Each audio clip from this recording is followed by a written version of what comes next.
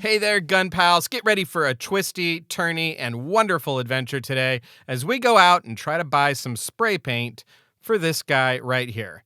Yes, this is the O in high grade. I picked it up at Akiba HQ in Davis several videos ago, and it looked perfect to do something I didn't even know was a thing when I got into Gunpla. That's right, on this video, I'm giving the O its own custom paint job. The first custom paint job I've given anything besides a bedroom wall. So let's get this kit set up and organized, and then we'll head out to Fast Track Hobbies in Rocklin, California to pick up some Tamiya spray paint since I don't have an airbrush.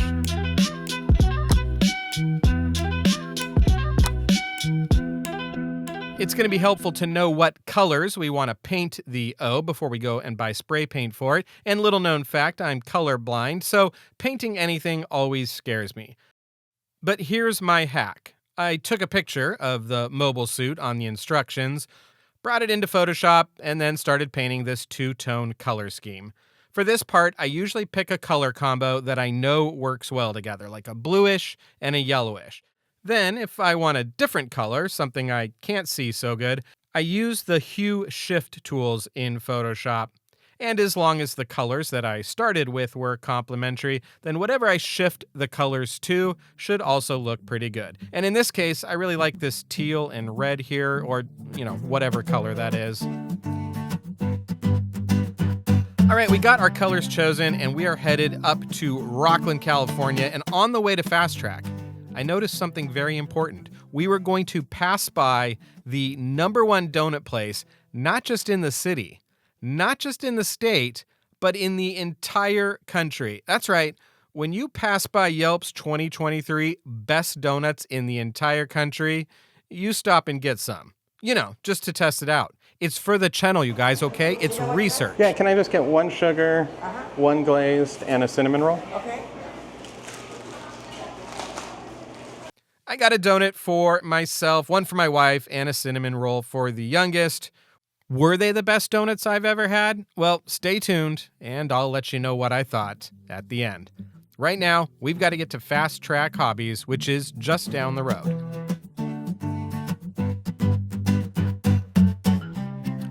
I'd called Fast Track Hobbies the day before to make sure it was okay to film.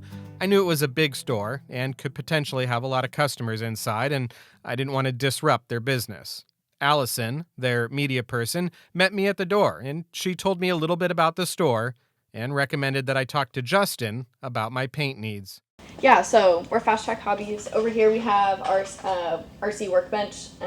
We do a lot of soldering, RC repairs. Sometimes we'll check them in depending on the repair, and we'll take them and fix them and then call people when they're done. But yeah, so over here, Justin, he's working on a slot car. He's fixing it up for a customer that's in here. They just bought their parts and then they give them to him. He works on it and they get it back. Justin said he'd be glad to talk me through the paint types just as soon as he finished the customer's car.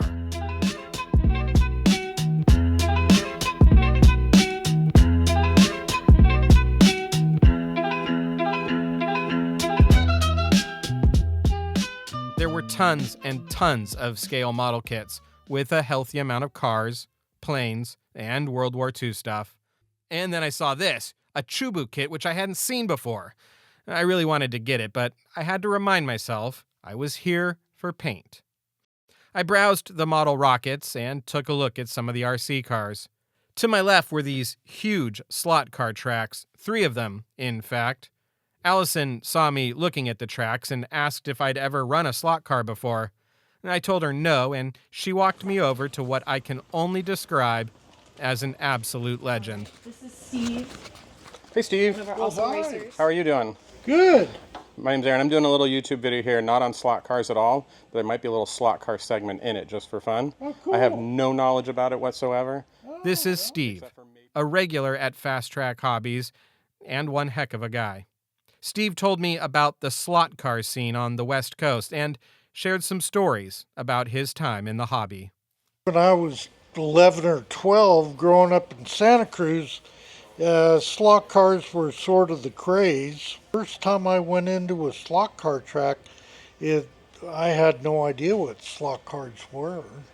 Walked in there and boy, the place was alive. There was cars buzzing around. They had like four tracks this size or bigger.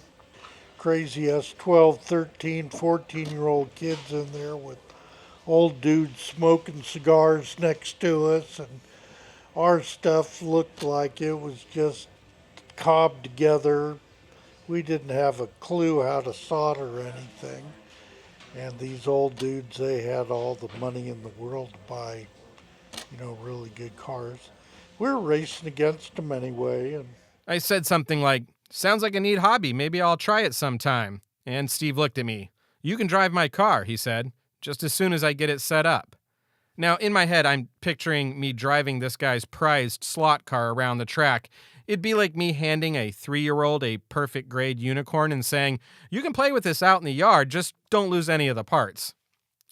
But Steve was patient, kind, and a great teacher. When he felt I was ready, he handed off the controls. And of course, I crashed his car into the wall a few laps later. and your breaking point would go.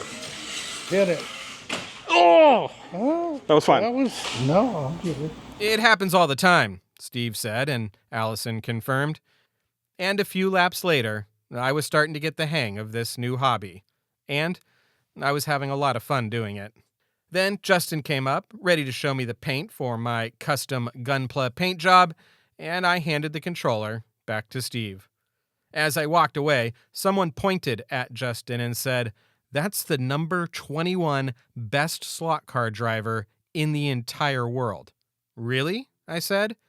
I looked it up, and it turns out, just like the donuts in my car are the number 1 in the country, Justin is the number 1 ranked slot car driver in the United States, and 21st in the world rankings.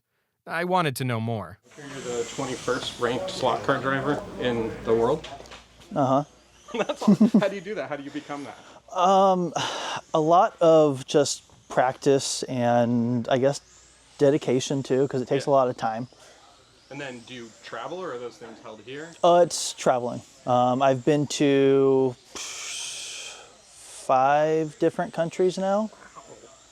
Furthest one I've been to is probably Latvia or the Czech Republic. Dang, that's amazing, man.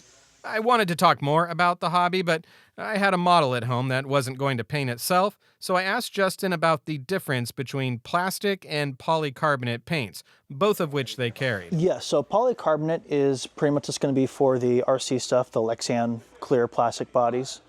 A lot of the other stuff is either like a spray enamel or something similar. That stuff's all for the hard plastic. The main difference between the polycarbonate and that is the finish, because the polycarbonate paint is designed to go on the inside of a glossy surface. Gotcha. So like if you were to paint it on a hard plastic, it would be a really flat finish because the plastic gives it a gloss. Gotcha. Whereas the ones for the model paint will come in a matte or a gloss, whatever finish you want out of the paint. I told him I was looking for teal, and he grabbed the closest thing to it, which was something called blue coral. Before we headed back to the register, I asked Justin about Gunpla. You're going to build one now that I... Yeah, I'm going to build. I've got. What grade did you get them in? They're all the HG, I believe. The high grade. Yep, that's Yeah, great. I've got probably 8 of them if you count the figurized stuff, which is similar Nice. level, I think. Okay. Just sitting on my shelf, collecting dust in my room. You got to practice the slot car stuff. Yeah. Gunpla's not going to get you the Czechoslovakia or anything like that. No, it's not. Yeah, slot cars are going to take you places. Right on.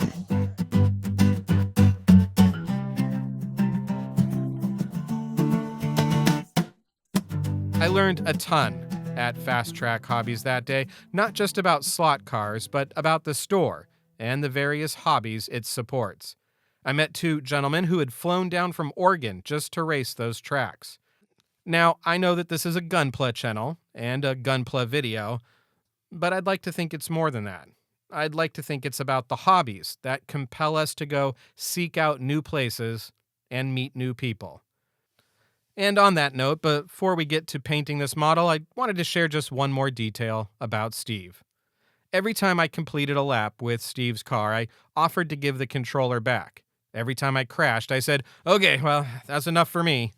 I was nervous about driving his car, but every time I tried to hand the controller back, Steve made sure that I took just one more lap. He was an amazing steward of his hobby, something I hope to someday be for mine.